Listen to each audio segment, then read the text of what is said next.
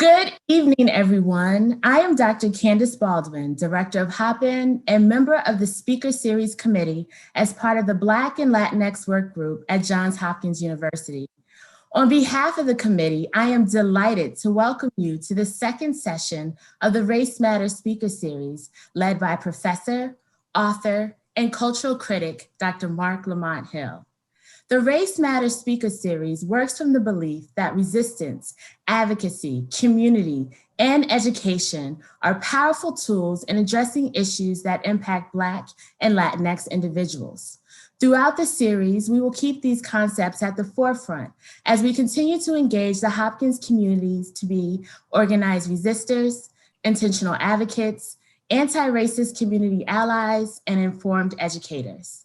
Our last session focused on racial equity, voter suppression, and democracy. We understood that it was crucial to highlight the impact of COVID-19, racial injustice, and get out the vote efforts in mobilizing marginalized communities. Through early and in-person voting, the 2020 election had the largest Black and Latinx turnout in history, which played a pivotal role in determining our new president-elect. We also saw a record turnout of young and first-time voters, which was also evident here at Johns Hopkins. Through the Hopkins Votes Initiative, the Center for Social Concern reported that over 80% of our undergraduate population were registered and already voted or plan to vote on November 3rd.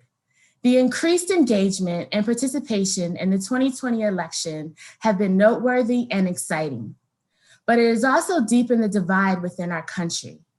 Tonight, Dr. Marc Lamont Hill will lead us in a meaningful discussion about the issues, controversies, and trends that have emerged during this challenging time in our history. From the pandemic to policing, and from civil unrest to racial injustice, Dr. Hill will guide us through the effects that these societal occurrences have had on Black and Latinx communities, to bring us one step closer to identifying much needed solutions. And now I would like to introduce Dr. Susie Ferradas, co-chair of the Race Matters Speaker Series. Good evening, everyone. Thank you for joining us. The Race Matters Speaker Series is part of the larger Black and Latinx work group at Homewood. The work group was formed to address the satisfaction, retention, support, and engagement of Black and Latinx student experiences at Homewood. We hope that you enjoy the presentation. Please be sure to share the link with other students, faculty, staff, anyone in the community. You still have time to get in on this amazing lecture. And now I'm going to hand it off to Manny Ocheng, our moderator for this evening. Hi, everyone. I'm Manny Ocheng, Manuel Ocheng, a Hopkins student, a junior studying cognitive science and minoring in philosophy, and the president of the Rho Epsilon chapter of Kappa Alpha Psi here on campus. I will be introducing our guest speaker this evening. For this session, the second session of the Race Matters series, I have the pleasure of introducing a heavily accoladed, prominent intellectual as our featured speaker. He's been involved in activism since his youth, organizing events and campaigns, and he currently owns Uncle Bobby's Coffee and Books, and is a professor at his alma mater, Temple University. Ladies and gentlemen, let's welcome Dr. Marc Lamont Hill. Thank you, Brother Ocheng. I appreciate the work that you do as a student, as an activist. I'm grateful for your generous introduction. And of course, at a moment where people make so many bad choices, I'm heartened to know that you made the proper choice of Kappa Alpha Psi Fraternity Incorporated. So many veer the wrong way. I'm honored to be part of the series on race. I'm honored to be a part of the conversation on race. Race indeed matters, and to be given space, not me personally, but as an institution, as a community space, to wrestle with the contradictions of race, the contours of race, the connections that we have to race. It's really extraordinary. You know, universities are increasingly corporatized. They are increasingly technocratic. They look more and more like multinational corporations.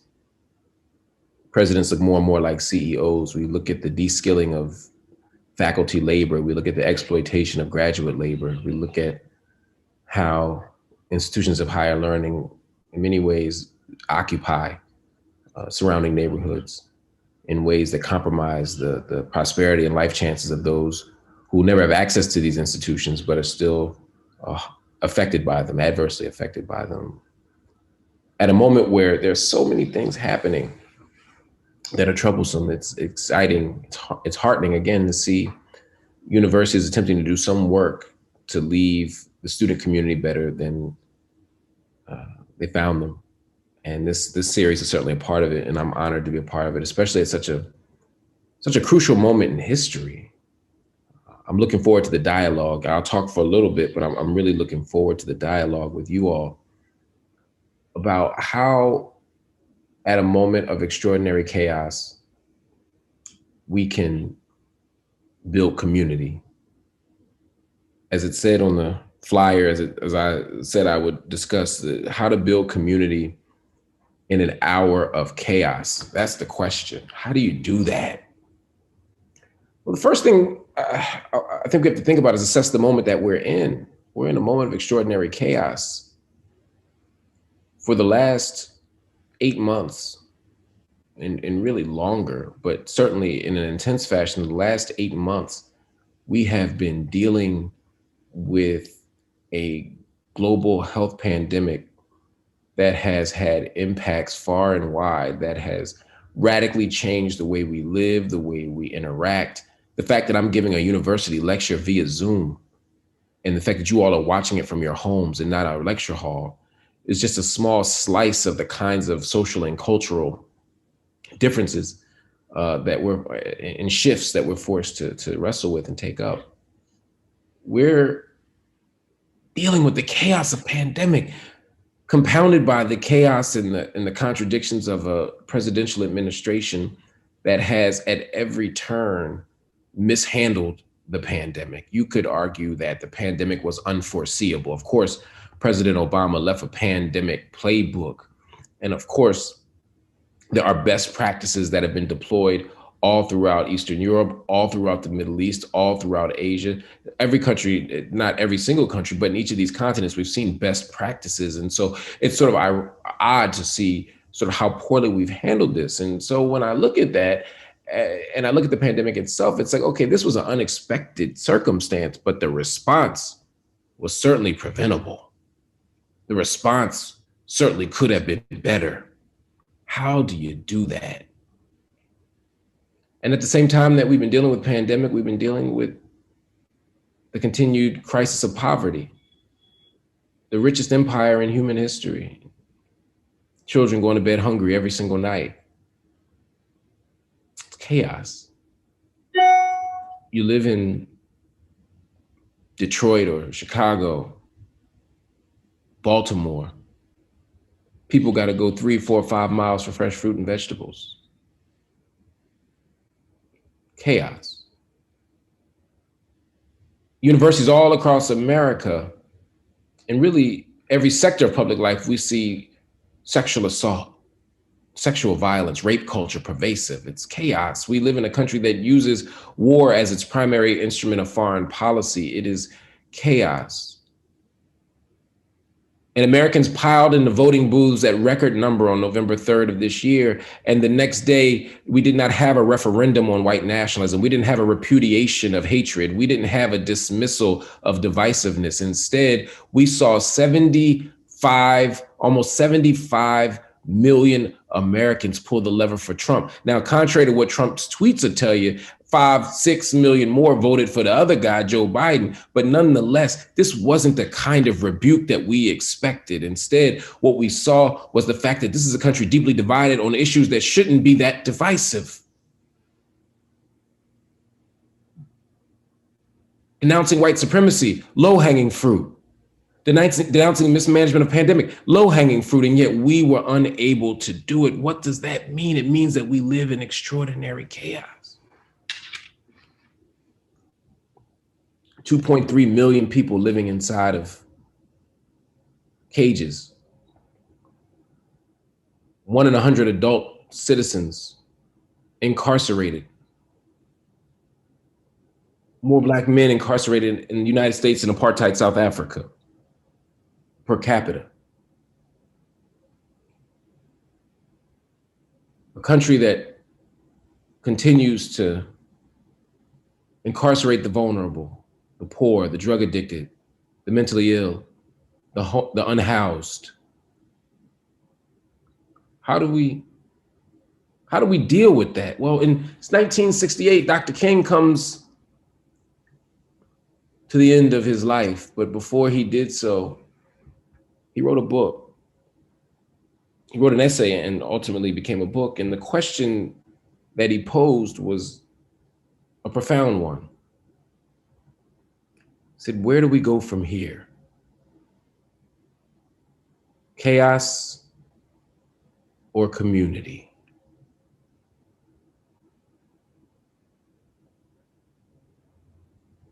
Given what we're doing in this lecture series, given what we've talked about,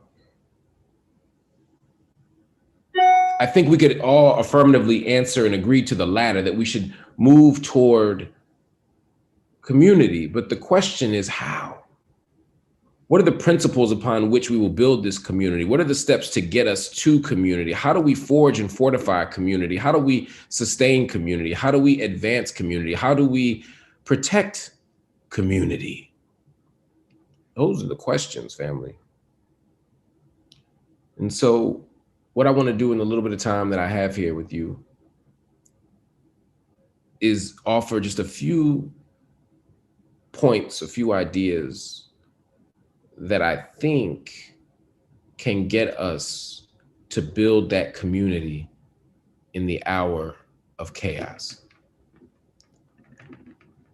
I think that the first thing that we must do is release our imaginations. We must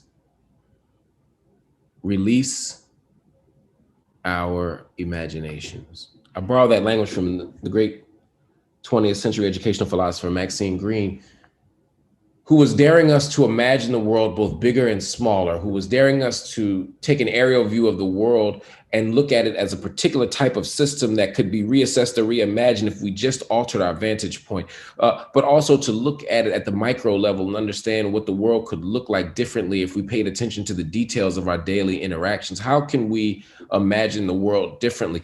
At the current juncture in history, we're taught so much, students, faculty, higher ed administrators, politicians, we're all taught to be practical, to just be practical, to deal with what you got. There's 2 people on the ballot. You got to pick one. We have a budget. We can't dream of more money. We got to spend what we got. We can't build things unless we have the raw materials here. We can't do more than what we have. We have to be practical. And I agree that there is a place for practicality. There is space for pragmatism. In fact, it is a necessary part of what it means to be mature, what it means to be thoughtful, what it means to be action oriented, to get things done. We can't simply dream, but we must dream.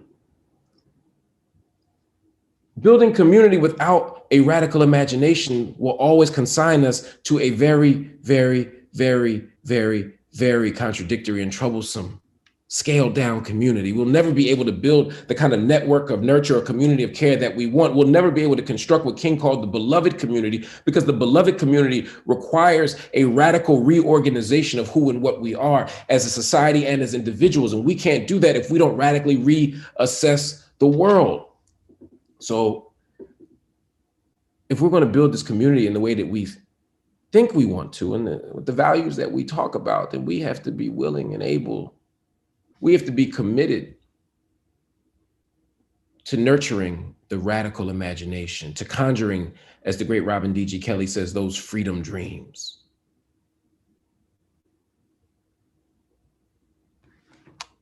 Howard Thurman, the mystic, the theologian, the philosopher, the Morehouse man.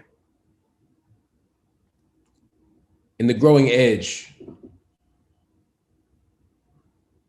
writes about the story of Jesus, but he's writing as both secular and sacred thinker. He says that we should never scale down our aspirations to the level of the event that is our immediate experience. He says that we should never, ever be, as he calls it, prisoner of the event. Now, as a theologian, he was referring to the story of Jesus. He was talking about the crucifixion and the resurrection. He was saying that that Jesus' death did not have the final word. The death didn't have the final word on all the possibilities for life, because just as Jesus was not a prisoner of the cross, we in the secular world do not have to be prisoner to the events of our lives. We don't have to be prisoner to an election. We don't have to be prisoner to a statistic. We don't have to be prisoner to a budget. We don't have to be prisoner to a social arrangement. We can radically reimagine an impossible new world, an impossible new future, a world that is not yet, and then do the work of producing the world that is not yet. The idea that we can't do it is always the excuse of preventing people from doing things. Slavery could not end, they told us. It's how the world functions. It's how our economy is built. It's our culture. It's our norm. It's our folkway. It's our moray. It's who and what we are. We can't change that. But enslaved Africans had a radical imagination that hinged upon freedom. And it might be a freedom that they wouldn't see or enjoy. It might be a freedom that their children or their children's children would enjoy. But they understood the necessity to at least birth the dream and then fight for that world that is not yet. Slave masters did not retire. Enslaved folk fought and resisted and dreamed and fought and worked and dreamed and fought to produce the world that is not yet. So what does that mean for us in this moment? It means that when people tell you we can't abolish prisons, or we can't even defund police, or they tell you got the wrong slogan, or you got the wrong idea, don't let them scale down your aspirations to the level of that which is your immediate experience, to the level of that which is the policy moment, to the level of that which is the police budget, to the level of that which is the everyday discourse that says, oh my God, you're just talking about this thing wrong. Women's suffrage now was a slogan they said wasn't palpable and they needed to change. Abolition now was a slogan they said we couldn't do or use right now. But we persisted and we dreamed and we fought and we won. And now all of us in this community have to do the same thing. We have to be willing to conjure the radical imagination. We don't need to dream of warmer and fuzzier cages. We can imagine a world without prisons. We don't have to dream of compromised two-state solutions. We can imagine a world without open-air prisons and occupied land. We don't have to dream of successful Me Too movements. We can imagine a world where rape culture and sexual harassment and sexual violence and misogyny and patriarchy are stripped from our consciousness and our practices. This is men's work, that we can actually dismantle these systems. So rather than focusing on a successful sort of end, we can reimagine more healthy and humanistic beginnings. We can create the world that is not yet. That's the beginning and the foundation of our struggle. Building community requires us to engage in deep listening. I was thinking about this election as I was preparing my remarks. I was thinking about how little conversation we had in this election about poor people. Democrats and Republicans were like used car salesmen. Who can bail out the middle class? Who can save the middle class? Who can protect the middle class? Who can invest in the middle class? But where was the conversation about poor people?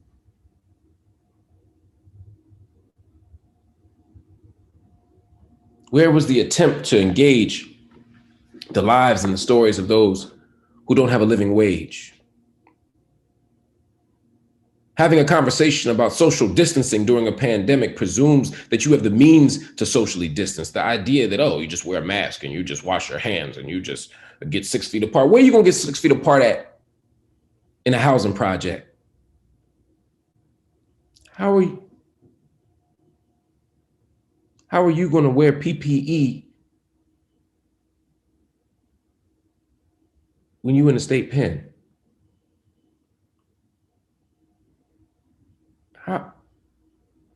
How can I work from home on Zoom and when my job is to be on the factory at Tyson Foods, where they got us making chicken to keep the nation going, to sustain the national economy, or they got me at Amazon filling orders for an exploited wage, without protection, without health care, without 40 hours.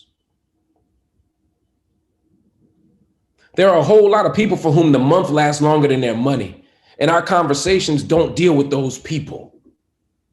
Deep listening requires us to hear those stories, to hear those voices, to recognize the humanity of those folk. To not just listen to straight folk, to not just listen to cis folk, to not just listen to middle class folk, to not just listen to Christian folk, but to listen deeply and carefully to those who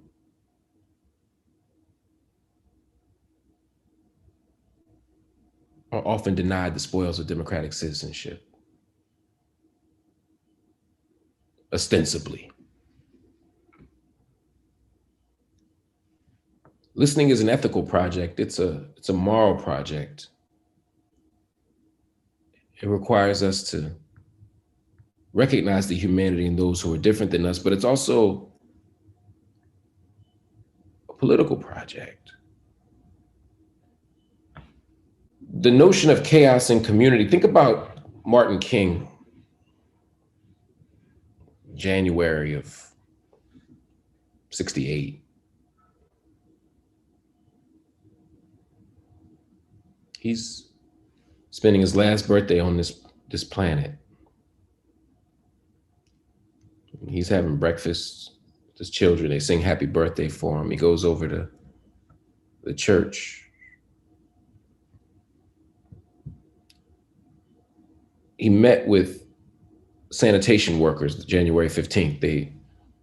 Someone had been mauled in Chicago, and he met with them to figure out how to get safer working conditions and living wages and workers' rights. He listened to them. He met with activists from the border. He had been energized by the movement at the border, and was trying to figure out how he could broaden and thicken the freedom struggle. He met with Negro preachers who were trying to build on the gains of 64 and 65 and mount a poor people's movement. He listened to them. He met with anti-war activists trying to figure out how to stop that thing in Vietnam. King understood that community is built on people who aren't merely locked at the arm singing "We Shall Overcome," but also locked at the circumstance. That we have to see the overlap and connection in our struggles and in our conditions in order to advance a movement that is liberatory. He understood that our communities have to recognize that, but to do that, you have to be willing to operate in your own interest. Too often, white folk will compromise community in order to close ranks around whiteness. Working class white folk vote for policies that they'll never be able to enjoy. Though refusing to charge taxes on billionaires, the death tax. Because just in case they stop being exploited at Walmart and they get $1 billion, they want to be able to pass it on to their children without any burdens or fees. They vote against public options in healthcare and public transportation and public school and public housing, because the notion of the public has been racialized in such a way that when they think they're voting against the public good, when they vote against the public good, they think they're voting against Black folk, even though they need those resources just as much, if not more. Because they don't realize that we're locked at the circumstance. To build community, you gotta be willing to compromise that whiteness. You gotta be willing to sacrifice that whiteness. But also for strategic purposes, we have to understand, and intellectual connections, we have to understand that the work we're doing in community oftentimes is connected. I see people, and many of you at Hopkins, you'll be working on a thing and you'll say, I don't got time to work on this thing. I'm working on this other thing. I ain't got time to work on education because I'm thinking about prison work. And it's like, yeah, but family, there's a relationship between schooling and prison. Those who, as Monique Morris said, get pushed out of school often get pushed into cages. Those who were denied access to Head Start and early childhood education are overrepresented in prisons.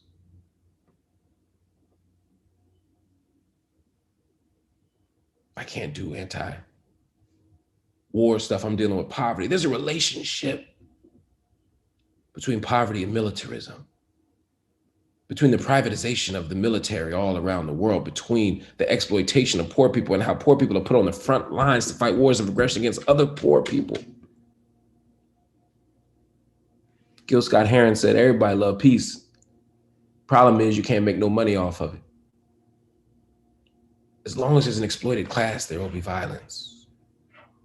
People say, I hear you on that environment stuff, Dr. Hill, but you know, I'm Black, I'm worried about racism. But think about the relationship between race and the environment, where waste is dumped, where nuclear plants are built. If you think there's not a relationship between between racism and the environment, just look right where y'all at in Baltimore. And then go to Cleveland, and then go to Flint, where there's lead in the water.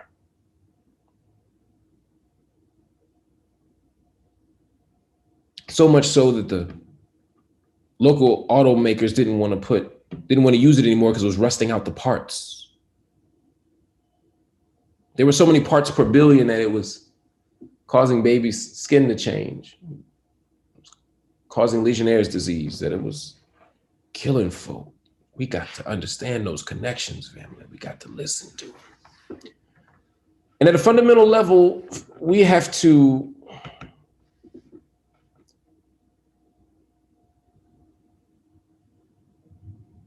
demand that this nation listen to itself. When King stands in front of Lincoln on August 28th of 63, he's asking America to listen to itself. Now he's doing it in the signifying tradition. He got Eshu Alegba all up in him. He got the signifying monkey all up in him. Let me pause for a second.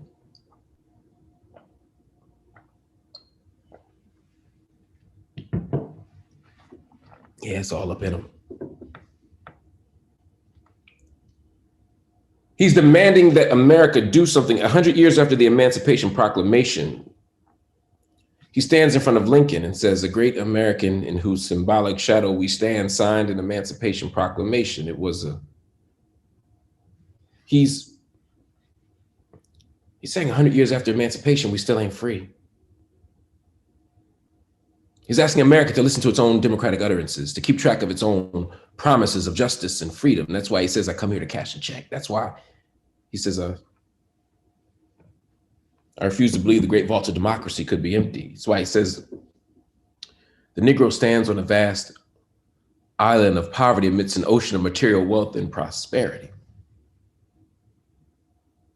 He says the Negro's check has been returned in insufficient funds. You can't build community if you haven't repaired the damage that has been done. We focus on King's dream, but the dream didn't have the budget attached to it. It was his call to repair the damage done. If we want to build community, we must repair the damage done. I can't be an equal part of this community if you haven't repaired the damage that's been done. Economic investment, reparations, Medicare for all, canceling debt, canceling rent. Oh yeah, this is radical stuff, but family, this is what we need. Don't say we're building community if you haven't repaired the harm and damage that's been done to so many of us within that community. We must repair the damage that's been done, to listen deeply and carefully to what you promised. King wasn't asking America to make new promises. He was saying, Emancipation Proclamation, you promised. Declaration of Independence, you promised. Constitution, you promised. Plessy v. Ferguson, 1896, you promised and failed. 1954, you tried again. Brown v. Board 1. 1955, Brown v. Board 2. You promised. Public accommodation, 64, you promised. Voting Rights Act, 65, you promised.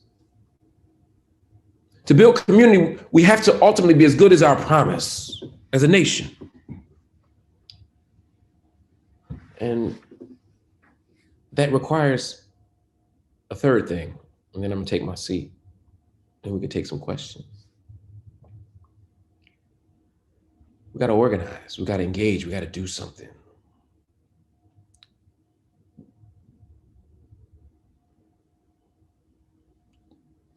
If you don't remember nothing else I say tonight, the biggest problem in the world today is that there are too many people who don't do anything. We must take action. We must organize. We must fight back. We must resist. What does that look like to build community?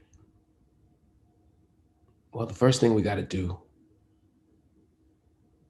is one of the things we should do, there's no particular order, is that we should join organizations.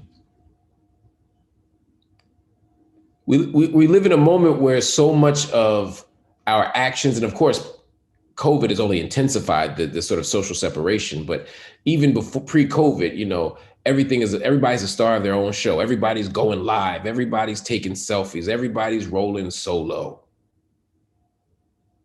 But we need community. We need organizations. I encourage everyone out here to find and join organizations. Notice I didn't say start one, but find some, join some, fortify some, embrace some. We are so much stronger as organized folk, not just activists, not just people who are engaged in extraordinarily important activist work, but also organizing and building.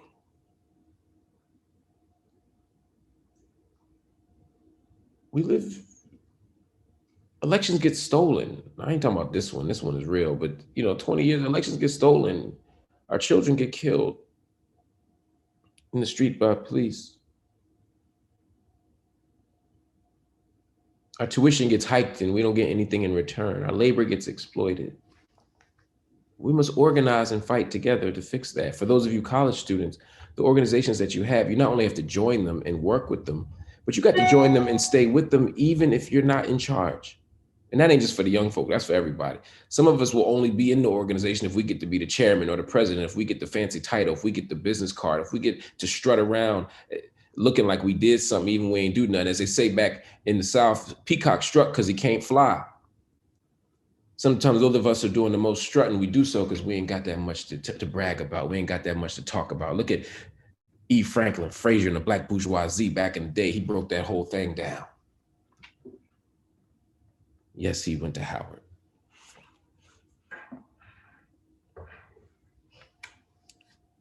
And so we have to stay in these organizations and commit to these organizations. Not our ego. The great myth of history is that history is driven and animated by the individual person who is able to singularly, what Sidney Hook referred to as the event-making man, or even the eventful man, right? Two different distinctions that he makes, but still hinge upon the existence of a singular figure who has a kind of Hegelian world historical capacity to change things independent of any kind of group. And no, the point is, for every king, there's thousands of people whose names never get said. For every Malcolm, for every Fannie Lou, for every Ella, for every Harriet, for every Sojourner, there are thousands of people whose names will never get written in a history book, whose faces we'll never know, but they did the work of struggle, of sacrifice, of joining, of staying, of being disciplined, of bailing somebody out, of voting, of praying for somebody, for frying some chicken, for making a photocopy, whatever the thing was. They did the work of freedom because it needed to be done. If we're going to build community, the community can't rest upon our own ego. Now, we don't want to be nostalgic about that and suggest that it's only this generation or the previous generation that has somehow been focused on the ego and everybody else was sacrificed. You go to any Black neighborhood in America and you'll find Third Baptist Church, Second Baptist Church. It was just Baptist Church. Till somebody got mad, somebody fell out, somebody didn't get the part in the choir, somebody greens was nasty. Next thing you know, Second Baptist, Third Baptist. But our generation and the generation after me, y'all generation has the charge placed upon it to do it differently, to do it better, to build this plane differently. And when you join these organizations, I want to make sure that you hold these organizations accountable. When you join these organizations, make sure that they do what they're going to do. It's not enough to join the campus NAACP. You're going to be a 1909? What kind of NAACP you want to be? You want to be an NAACP that's running around Trump Tower? Smiling with other mediocre Negroes? You want to be a wealth building neoliberal NAACP, or do you want to be a 1909 Ida B. Wells Barnett NAACP? What good is to join a Black Greek letter organization if all you're going to do is talk about what you did once you get in? I'm sorry, what good is to talk about what you did to get in and you don't do nothing once you get in? Can you imagine walking around bragging about your high school essay the whole time you were in college? Yo, I bodied that essay. I worked on it for 8 weeks, 22 minutes, 50 seconds.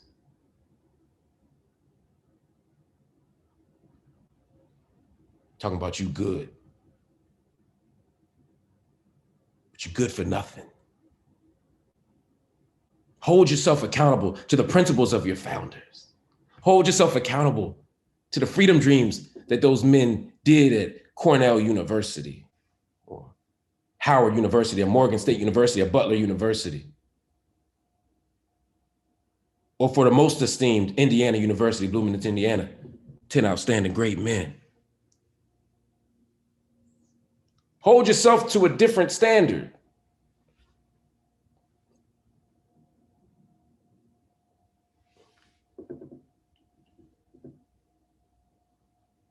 The kind of action I'm talking about, though, is about courageous action, right? It's you join, you organize, you fight for an ambitious dream, but then you also got to tell the truth.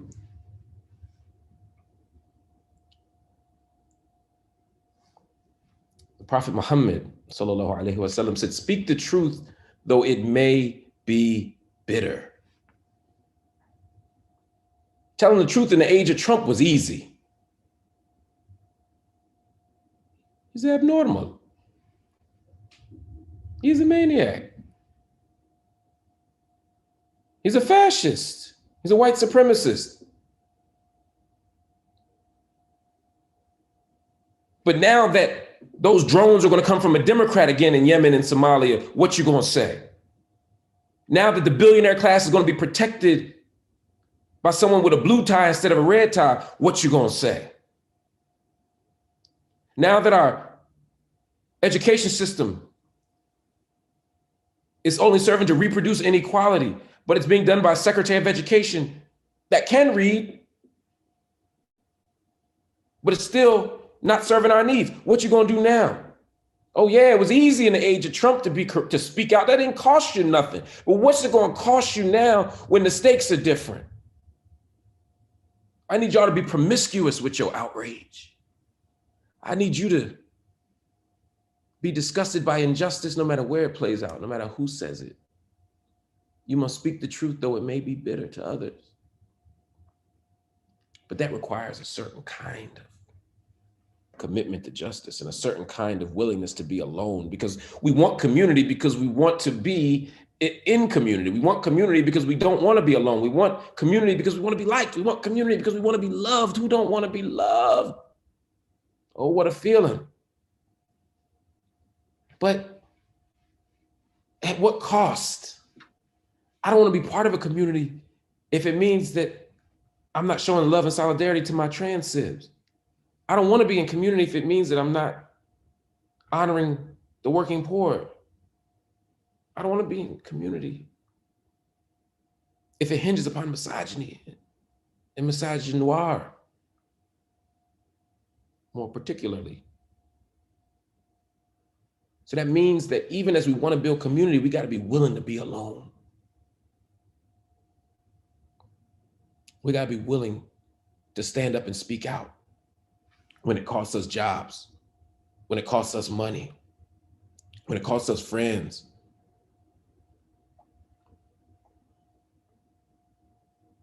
You got to be willing to do the work of freedom and justice so that we can build that beloved community. And it might mean that instead of having 100 behind you, as Fidel said, it might be 13 who have absolute faith. But the numbers can be small. As the great philosopher Sean Carter said, the homie said, Hove, it ain't many of us. Less is more. There's plenty of us. Thank you.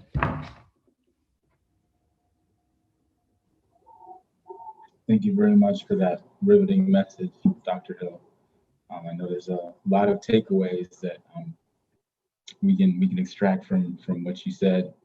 I'm definitely relishing over a lot of your commentary on communities and how there's some inherent and systemic issues that are plaguing those and preventing us from actually progressing. But I digress. We're going to go ahead and open the floor for questions. Anybody in the audience can go ahead and submit questions. We've already got a slew of questions that we can give Dr. Hill to go ahead and consider, give us some answers to. So we'll start with our first one, say AKA sister, Miss Tia Goodson. Her question is, what responsibilities do businesses have to racial justice, and how can consumers and employees hold all businesses from small and large accountable? Yeah, that's a wonderful question and a very, very serious matter. I think that was a joke. I think that Emmanuel was like, I'm not here for the jokes. Trade Club all day. I'm just messing with you, man. I think that it's funny when you say businesses, in some ways you mean corporations. Not that all of us aren't accountable to racial justice, but I think in particular, I think corporations have a responsibility, as all institutions, as all people do, to producing racial justice, economic justice, gender justice, et cetera. I think that I don't have that expectation. Corporations don't have feelings, they have interests. And so for me, you'll occasionally get a company, for example, Amazon is one of the most sort of exploitative economic empires, we've seen in modern history, maybe in human history, right? In terms of, I'm not talking about sort of like insurance companies that are built on the backs of like slavery. I think there are levels to this, but I mean in the modern era, when we think about sort of labor practices, Amazon's right up there. There are exceptions to Amazon though, right? For example, as someone who owns a bookstore, I could tell you bookshop.org is a company that's attempting to pay people fair wages, support mom and pop shops, and not undermine sort of local economies. But for every bookshop, there's, an Amazon, which is an economic behemoth that makes it very difficult. President Obama's book came out this week, and the book costs $45. Amazon is selling it for $27. Amazon's literally saying, we'd rather not make any money on this book, but make sure that no local bookstore can sell it. Because it's hard to sell a book for $45 if you can get it droned to you in an hour by Amazon for half the price. And so there's a way that these corporations don't care. And the way they're able to do it, obviously, in addition to pricing other people out the market, is by not paying people a fair wage, by not giving people safe working conditions. So part of how we have to challenge that, and I know your question was about racial justice in particular, but I think those things are, one, they intersect. I mean, Black and brown people are overrepresented among the workers at Amazon who are getting exploited, just like at many of the other corporations. But I think it's also a model for thinking about how corporations that don't act in our interests can be challenged. I mean, I think part of it is we have to vote with our dollars, right? We can't. I can complain about Amazon, but if I'm still using Amazon, if I had a package here with books in it from Amazon on my desk, I'd look crazy, right? So there's a way that we have to actually live this thing out. We have to starve Amazon because Amazon's not going to do it because it's the right thing to do. Again, there's always the exception, but in general, they're not going to do it. So we have to demand more from them. We have to have, I think, a sharp analysis of what these companies are doing and how they function. Because it's one thing to say, oh, well, this company, Ben and Jerry's pays great, Ben and Jerry's says Black Lives Matter when they're also opening stores on the occupied West Bank, right? There's a way that we can pay attention to what they're saying, but we also have to watch what they do. And I think that, so to fundamentally answer this question, yeah, I think we should have a high expectation, we should. I don't know if it's about having a high expectation. I think we should have a high demand. We should have a high standard that we force them to meet. And when we do that, we're able, I think, to gain some ground. Yeah. By the way, a lot of these themes that I'm talking about, I have a new book out. It's called We Still Here: Pandemic, Policing, Protest, and Possibility. It came out last week. You can buy it everywhere. Not Amazon, no. I mean, bookshop.org, all those other places, but I get a lot of the issues that I think we're beginning to talk about, and that I think will come up in this Q&A. Yeah. Wonderful response. That's definitely considered, ways that we can approach, dismantling some organizations like Amazon. And I know we can all say that we're guilty of, ordering from them, even though we don't necessarily agree with their ideals or support the way that they conduct their business. But yeah. Another question. How do you approach conveying an idea or message to a group that is off the bat less receptive or inclined to hear your message because of the nature of its content? Or I guess to respin it, how would you deliver messages with more sensitive topics to rooms with people of diverse backgrounds? Yeah, I mean, some of that question feels like secret agent talk for like, how do we talk about race with white people? But I think that it's a great question. It's a wonderful question. I appreciate it. One, I think we can't assume. There's a few things. One, people always talk about safe spaces, and I think we have to be mindful that there are no truly safe spaces, right? There might be safer spaces, but there's always power dynamics at play. There's always vulnerabilities. There's always things happening, and those power dynamics play out in terms of how I engage the question that was just asked. For example, if I'm talking about race in a diverse group of people, I feel like the question would presume that there'd be white people in the room. How do you talk about race with white people, right? I think that we begin by recognizing the fundamental humanity of everyone in the room. But I also think that we can't deny that history, we can't deny asymmetric power relations, and we can't prioritize or center the comfort of white people, right? Because sometimes it's like, how do I talk about race in a way that doesn't make white people uncomfortable? Well, what we ask is, how can we talk about race in a way that I can get white people to listen? But some of that is also, how do I do it in a way that doesn't make them uncomfortable? And I think we have to understand that discomfort is a necessary part of real conversation, of radical change, of critical growth, of healing, of all those things, right? We can't do any of that unless there's some discomfort. So we begin with embracing the discomfort, and then moving forward beyond that. I think that there has to be space for mistakes. I think there has to be space for people to say the wrong thing and not completely be dismissed. But I think sometimes in this era, we've appropriated this language of cancel culture and use that as a kind of way to not be held accountable, right? Holding people accountable isn't necessarily canceling them. Saying that I don't want to engage you in a particular way or do a certain kind of work with you or have a certain kind of access to you, or allow you to have a certain kind of access to me, as long as you're in this space, I don't think that that's canceling necessarily. I think it's about accountability. And so we have to create room for accountability. So have honest conversations, hold people accountable for their privilege.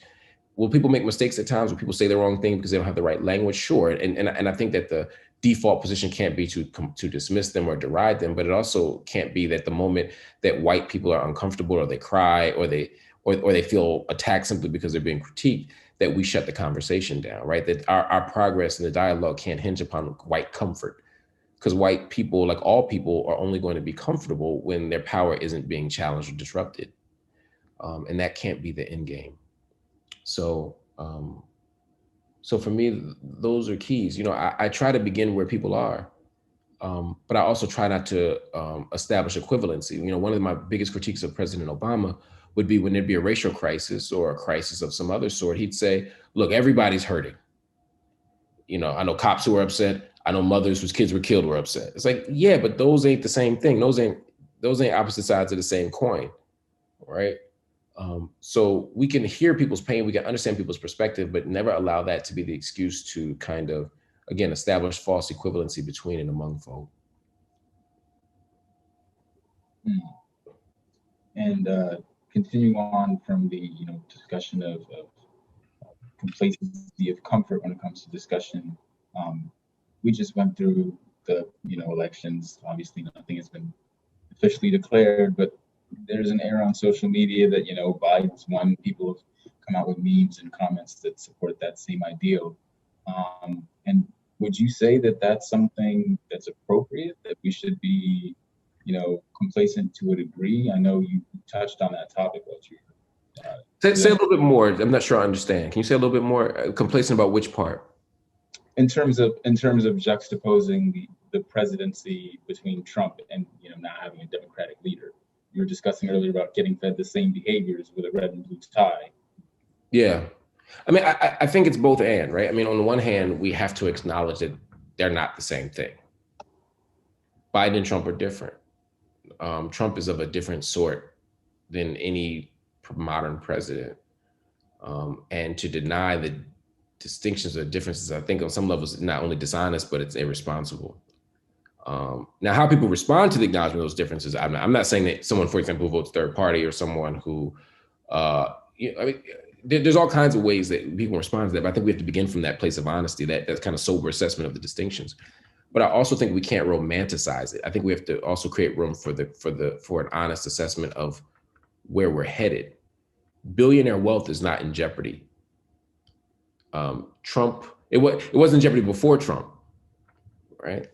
Joe Biden is a war hawk in many ways. Doesn't mean that his stance isn't better. For example, on January 20th, we're going to see an end to the Muslim ban. That's a very real material difference in someone's life, in lots of people's lives, right? We're going to see the safety and protection of dreamers restored by executive action in January. That's a very real material thing. So I don't want to pretend that, again, that this is all abstract, but there's also serious systemic and structural issues that don't shift based on who the president is.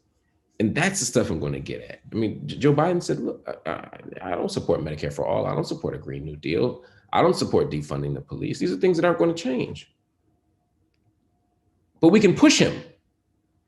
Just because he says they ain't going to change doesn't mean anything. I remember they were saying marriage equality wasn't going to change. What they called back then gay marriage wasn't going to change. I'm old enough to remember marijuana legalization being something that was a non-starter till it wasn't. So I think that the ability to move Biden, unlike Trump, is in its own way, it's maybe the best kind of outcome of this new presidency. But we still have a lot of work to do. And part of, I think, the value of reminding people that, look, these ain't the same, but there's ways that they're also not different, is a way of reminding people of the work that remains in front of us. And we gotta do that work that's in front of us. Yeah. Agreed. And with doing that work, continuously, I know you're always advocating. I have to ask, what do you do to decompress, to attend to your mental health as you're continuously, being involved in all this content? It can be mentally laden.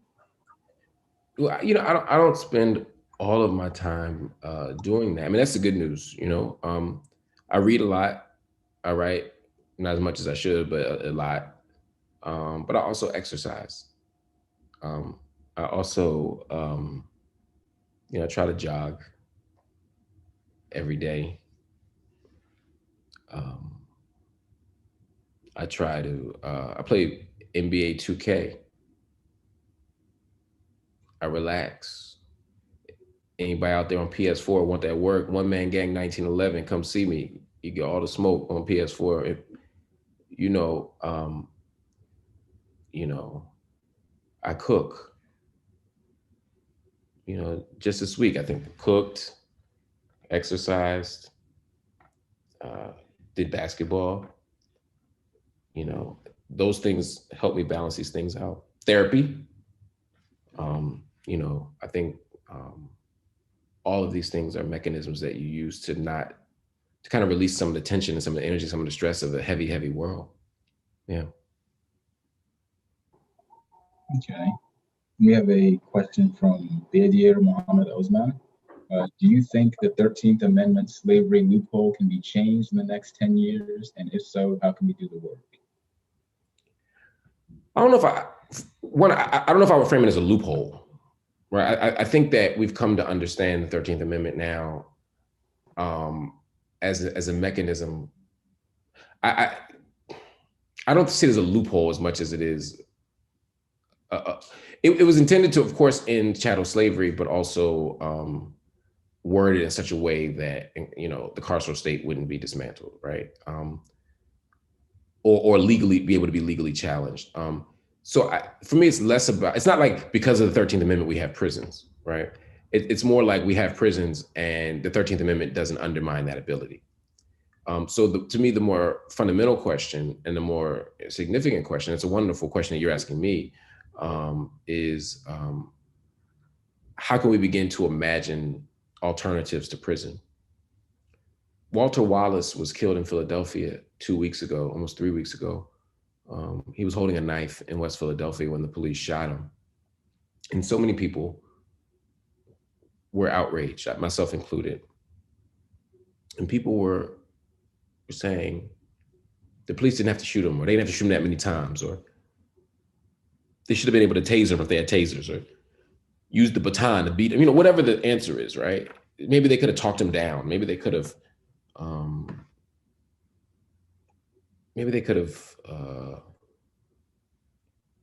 I don't know, had some kind of violence interruption session with them. And for me, those are all interesting conversations to have. And the answer might be that there are people are right. But to me, the more fundamental question is how can we create a social world, a landscape, a set of institutions where Walter Wallace's needs are met, mental health needs are met before he gets to the knife, before he gets into that circumstance.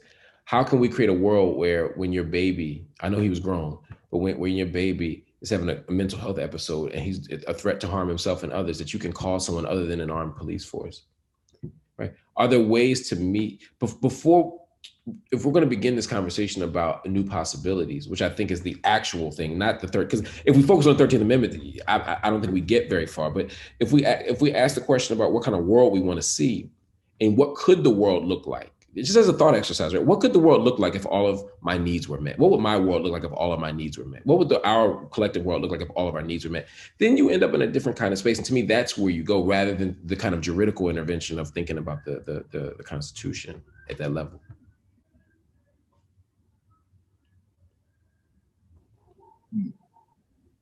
It's all good stuff to hear, enriching for the mind.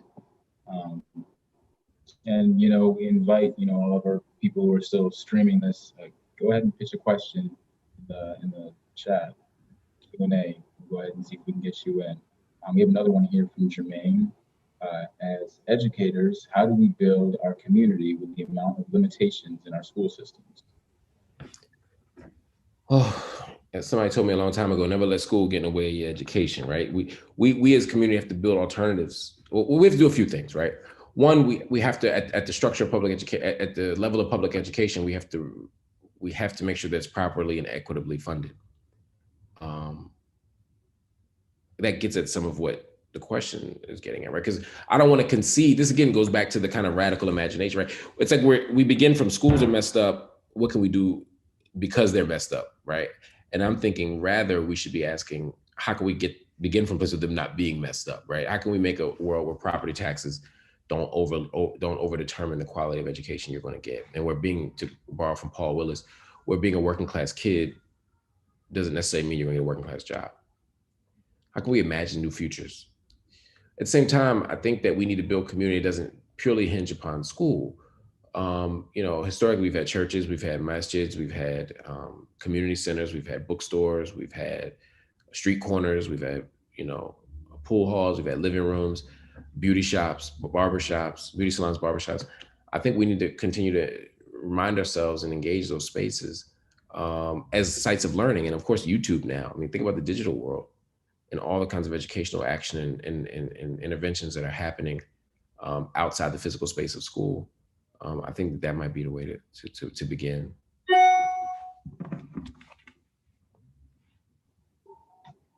Okay. And we have another question, more from a collegiate aspect. What would you suggest young Black men, young men of color, do in these times, not only to come to terms with what's going on, because a lot has happened since the beginning of quarantine, but also to assume the role that they're called to play in these times? But to assume the role that they're called to play in these times? Well, one, I think we need to critically assess what that means, right? Because the subtext of this question still, for me, positions Black men as the leaders, right? It centers Black men in a way that will ultimately marginalize Black women. So I think we have to begin from asking a slightly different question. But I think some of the work I'll answer the question directly, but I just tell you how I'm sort of hearing it. I think part of what we do is critically assess what our role, purpose, and function is in this community and in this role. We have to assess our value. We have to assess what we have to bring. We have to assess our shortcomings. We have to assess what our gifts are. We also have to keep track of the harm that we do and that we've done. And all of those things. I mean, think about on November 4th, when you look at those election results and you find out that, in some cities, 20% of Black men voted for Trump. It's not just about the particular voting choice, although it is in some level. It's about what would motivate someone to vote for Donald Trump. What would motivate a Black man to vote for Donald Trump, right? What kind of gender politics undergird that? What kind of vision of freedom and justice shape one's decision to make that choice, right? I mean, there's so many things at stake when you have that kind of approach that's the kind of self-critique we have to have as well. I think we have to figure out how we can develop healthier notions of masculinity, how we can constantly work to dismantle patriarchy and misogyny, how we can constantly strip away those layers of not just self-hate, but hate of Black women. How do we do that? How do we get there? To me, those are the types of questions that we need to be thinking about and wrestling with. There's a wonderful organization that's run by Philip Agnew, formerly of the Dream Defenders, and Tef Poe, artist activist out of Ferguson or out of St. Louis. It's called Black Men Build, and part of what the organization is attempting to do is say to Black men, look, we need a space for us to come together, not to dog Black women, not to tear apart other folk, but to say, what do we need to be doing to move from the sidelines to the action? And the action is activism, the action is organizing, the action is community education. How do we have a role to play in the struggle? How can we figure out what that role is? And so I would encourage brothers to join Black Men Build. I did a conversation with them last night that I thought was really helpful for myself, or Tuesday rather. And I was really energized by it. And I think a lot of people might be as well. And I get at some of this in my book, We Still Here, Pandemic, Policing, Protest, and Possibility.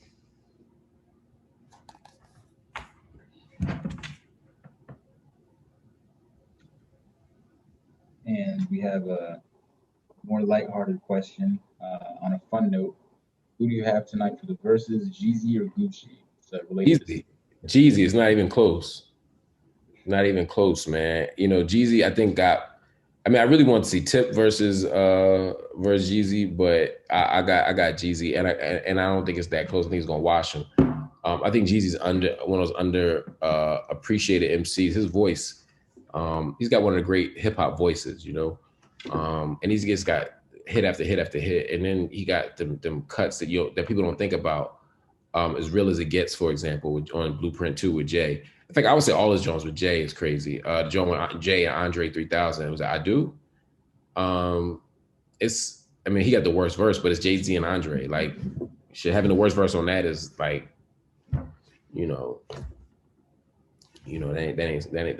that's high cotton. Yeah, Jeezy, I think I'm not a big Gucci person. I'm not a big Gucci person. I like some of the music, and then the whole thing with Angela Yee, it was so foul and misogynistic. Honestly, it turned me away from a lot of Gucci stuff. But the verses that I really want to see, since we got time remaining, is Tribe and Outkast. Tribe versus Outkast is that's the one. I also want to see Mary J. Blige and Usher, but if you give me them two, man, it'd be fire. That would actually be really good verses. I'd be looking forward to that one if it's actually scheduled. They're gonna happen, man. You gotta name it and claim it, man. Like the African nomos. We're gonna speak this thing into existence. Manifestation. There you go. Also, a question from Jermaine. Would you consider the breakdown in our school community because of the lack of diversity in the school curriculum? Would I consider the breakdown in our school community because of the lack of diversity in the school curriculum? I think there's so many breakdowns, right? I mean, there's breakdowns in faculty representation, right? Getting Black kids to come to schools where the faculty don't look like them is always a challenge. Getting women to come to STEM departments where there's no women faculty in the areas. I think there's funding gaps. I think that absolutely the curriculum isn't representative of the student body. There's no doubt about that. But I think there's so many other things as well. The politics of these universities, what they invest in, what they refuse to divest from.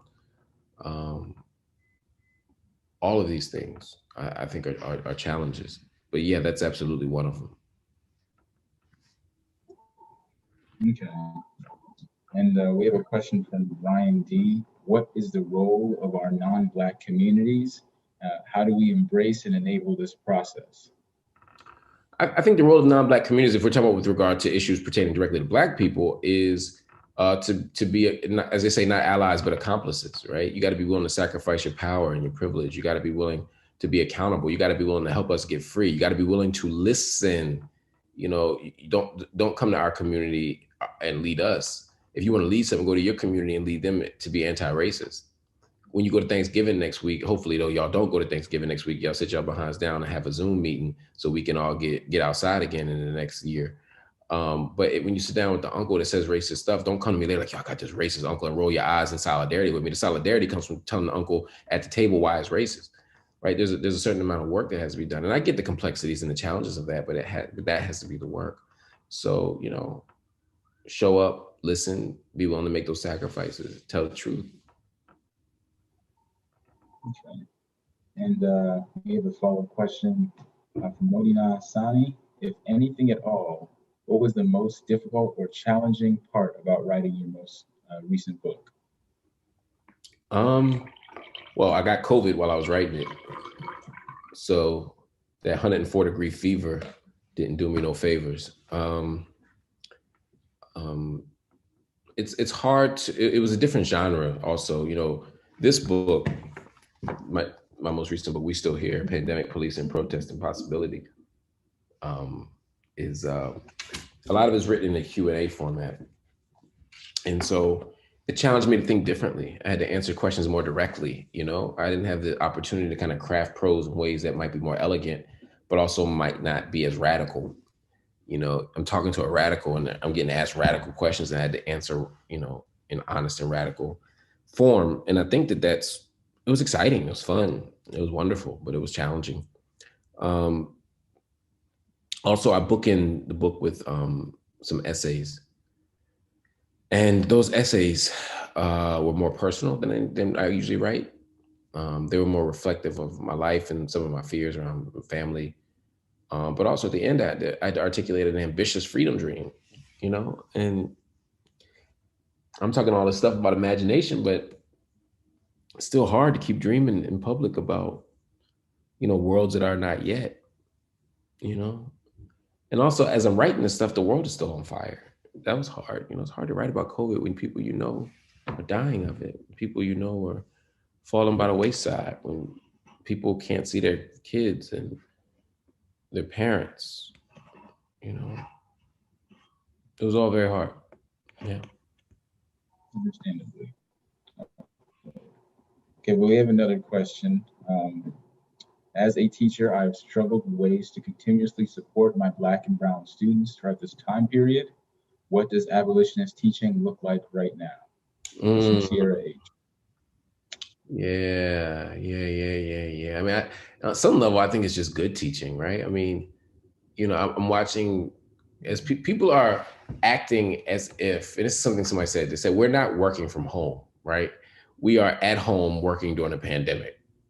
Working from home is like a luxury, right? We're struggling to survive and to live. And I think sometimes as educators, we don't hold space for students, right? We don't create room for them to struggle. Like these deadlines, it's like, oh, I got firm deadlines. If you miss a deadline for an hour, it's like people are at home dying.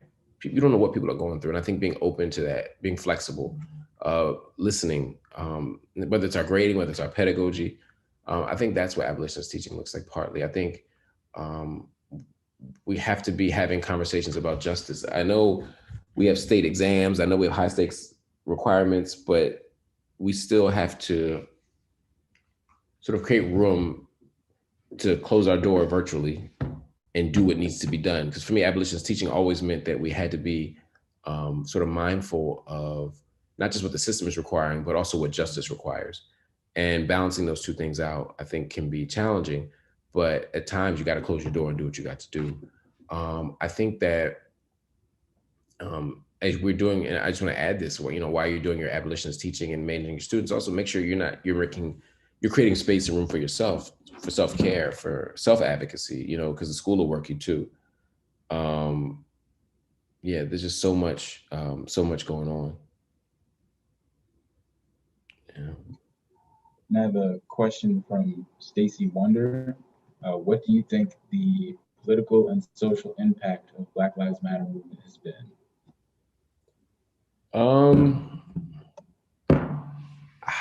I think history will tell the final story on that. But the fact that Black Lives Matter is even a normalized phrase in the United States says a hell of a lot. Kevin Hart, makes a joke about it in his recent special. Members of Congress say it when they, sometimes, cynically as they're kneeling with kente cloth, but it's a phrase that's being said, right? I mean, people running for president have to affirm it or denounce it in order to as they make their run. So the phrase itself, I think, has had extraordinary power. The movement, I think, has had extraordinary power. There's a way that we understate the power of the movement by making it seem as if all they focused on was spectacle and protest. But as Andreas Hussein says, there's a great memory paradox in the United States, a great time paradox, and that sometimes we, at the same time that we obsess about memory, we also are committed to various forms of erasure. And so when I think about BLM, they weren't just in the streets marching; they were also making policy demands. They developed a policy statement. You go city to city, and it's hard to run for mayor without mentioning who your commissioner is going to be or who your police chief is going to be. And it's hard to be police chief without talking about what your beliefs are around body cameras, around stop and frisk. I mean, there's an enhanced conversation about policing that just wasn't there before. When you look at their statements of solidarity with the Middle East and with the rest of the global South, when you look at what their talking about around trans rights. I mean, there's an extraordinary range of things that BLM is doing, and they didn't necessarily start it, but their legacy is that they mainstreamed it. The fact that we're having a defunding conversation owes at least a small debt to BLM among many, many other organizers. And the fact that BLM was led by Opal Tometi and Alicia Garza and Patrisse Cullors, 3 Black women, 2 of whom identify as queer, that also signals a radical departure from old school civil rights models of leadership. I think that's incredibly important as well that we have to think about. Agreed. And we also have a question from Shalina. How do we empower more Black and Brown high school students to use their voice and create change in their own schools and communities? How do we empower Black and Brown high school students? Yeah, I think part of what we would, for a long time I was a board member and worked with the Philadelphia Student Union. And one of the things we always focused on was creating a space to, like a lot of times they know what to do. We need to create the space and whisper wise counsel, but creating space for them, right? Rather than empowering them, empowering them only to the extent that we move out of the way. But I think we also need, like everyone else, these young people need political education. So I think giving them political education, not assuming that they're too young to advocate for themselves or that they're too young to understand the issues. Sometimes we still are operating as proxies for them rather than allowing them to do the work themselves. I think, though, also at the level of the school itself, we need to be educating them, not just with the reading, writing, arithmetic, not just with the formal curriculum, but again, a social justice agenda. That goes back to the previous question, or the 2 questions ago, around how we can think about what abolitionist teaching looks like. It means engaging these high school students so that they know what's at stake. They have a sense of history. They understand what organizing looks like. I think we have to do that work with them. Okay. We have a question from Javon Campbell. What are the best ways for we as college students to hold our next set of elected officials accountable, especially to the Black community? I think that particularly when we talk about the local level, I think having an organized voting bloc that's not what political scientists refer to as a captured electorate. In other words, telling Democrats, you have our vote no matter what, but still please be nice to us, can't be the way to go. Now, I'm not saying we should vote Republican. I'm saying that we should at least have a viable third option, particularly at the local level. When you're talking about city council seats and mayoralties, I mean, there should be other alternatives. There has to be a way to say to politicians, hey, we're a community, you have to have an agenda for us just like you do for everyone else. It gets more complicated, obviously, is when you're running for president and there's a fascist in the White House, I mean, for example.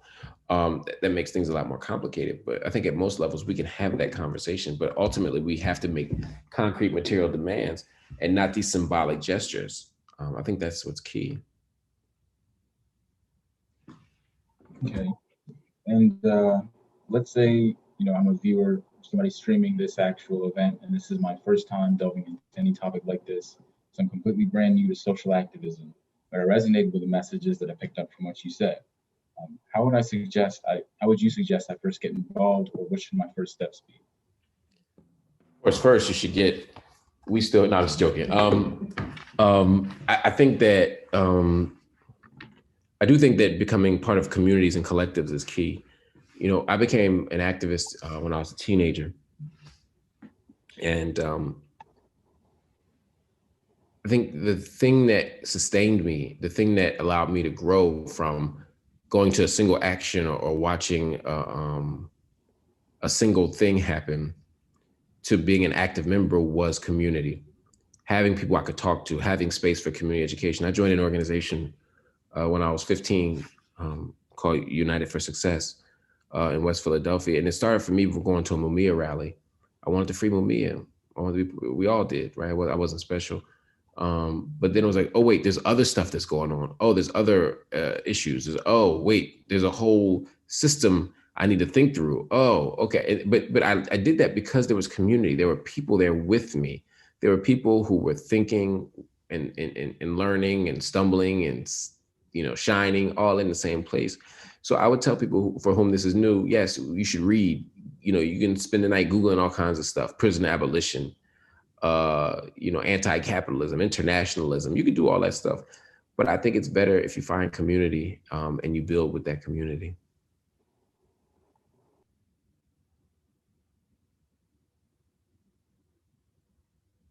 You're muted, brother. Sorry. We have another question from Sierra H.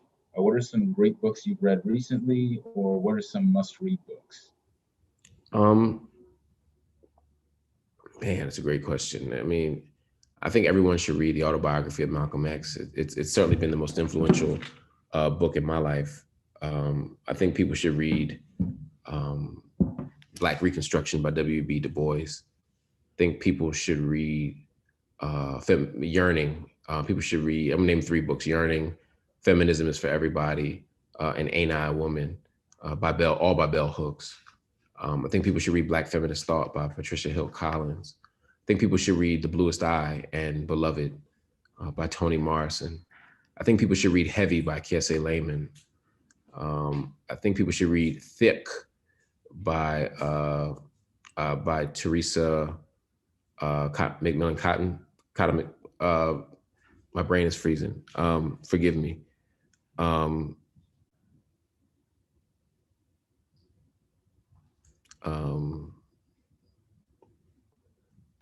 People should read Prophesied Deliverance by Cornel West. Tressie McMillan Cotton. Yeah, I said Teresa, I meant Tressie. Forgive me. Tressie's a brilliant sociologist out of the University of North Carolina, now currently at the University of North Carolina, Chapel Hill. It's my charger to my head, not my heart. People should read The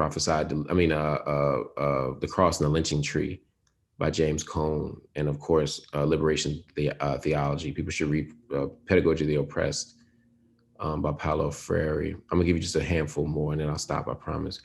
People should read New Jim Crow by Michelle Alexander. People should read Tears We Cannot Stop by Michael Eric Dyson. People should read Race Rebels and Freedom Dreams by Robin D.G. Kelly. There are so many books. If I didn't say Asada by Asada Shakur, people should read that. People should read Their Eyes Were Watching God by Zora Neale Hurston.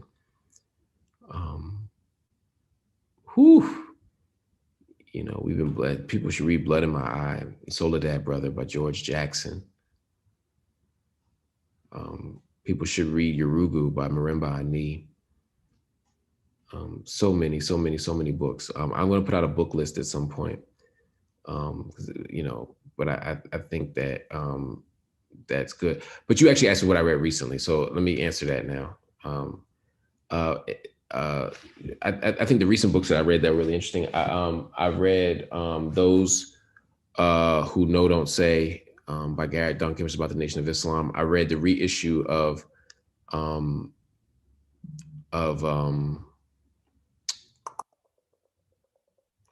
to Slowly Kill Yourself and Others in America by Kiese Layman. It's a brilliant collection of essays. I read I'm Telling the Truth, But I'm Lying by Basi Ikbe, wonderful book. Michelle Harper wrote a book called what is the name of that book? Let me look it up. I'm in front of a computer. The Beauty in Breaking. It's a wonderful memoir. I read it about 2 months ago. Beautiful book. Alicia Garza's new book, of course, is wonderful. It's a memoir. Those are the books that I read recently that I really, really loved, that I'm really excited about. Yeah. Wonderful. And our last question we have is from Lanice Stevenson. It is, what do you hope for, or what gives you hope about our future? Say it again, I'm sorry. It said, what do you hope for, or what gives you hope about our future? What gives me hope about the future? You all, I remember it's the progress. I remember when I first did about a decade ago, I was on camp. Angela Davis and I were doing an event together at Gustavus Davis in Minneapolis, not far from St. Olaf. And we were, she was saying, we were talking about prison abolition. And of course, people were looking at us like we were crazy. But she was saying, you know, Mark, when I first started doing college lectures in the 70s and even the 80s, I would talk about prison at all. And people were uncomfortable. Schools didn't want me to come and talk about prison itself because it was just such a taboo topic, such a tawdry thing. And now look at us, we're just talking about prison. She said, well, the same thing will happen with abolition. And now I'm looking at you all in the streets of Ferguson, and in the streets of Minneapolis, and the streets of Baltimore, and the streets of Philadelphia, and, you know, calling for defunding and abolition. And I'm looking at Minneapolis, Minnesota, and I'm seeing ordinances passed. I'm watching you all with social justice movements that are more organized, more intersectional, more radical than anything we were doing in the 90s or 2000s. I mean, there were not, I won't say that anything, we had some radical stuff, but to watch some of those radical messages become mainstreamed and you all embrace them quite naturally and is exciting. I'm watching how brilliant you are, how proud you are to be doing certain kinds of work that we were ashamed to be doing. Frantz Fanon said, every generation out of relative obscurity must determine its mission. It is then up to them to fulfill it or to betray it. You all have found your mission and you're fulfilling it. So I feel very, very honored to watch it. I'm proud of you all. And I'm grateful for all of the work you're doing. I know we have to go, but again, the book is called We Still Here. And I also have a podcast called Coffee and Books. People ask me about books. So I have a weekly podcast called Coffee and Books where I talk to authors and we talk about all kinds of stuff. We also give book lists, book references. And if you look through the list of podcasts, you'll see some of the great books that I've been reading, some of the great author conversations I've been having about those books.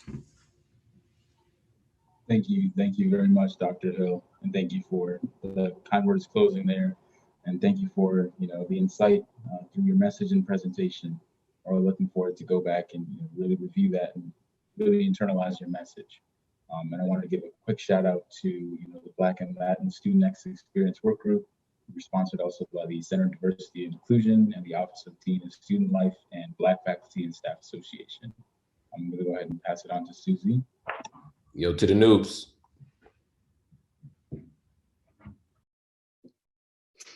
Thank you to Dr. Hill for joining us for our second session of the inaugural Race Matters series and for sharing your insight and expertise with the Johns Hopkins community. I'd like to reiterate Dr. Hill's call for us to dream and radically reassess and reimagine the world and build community. I also certainly appreciate, as a psychologist, the message to go to therapy, which I go to therapy as well, of course. Thank you to Manny Ocheng for moderating and representing our students so well and engaging the community through the question and answer session tonight.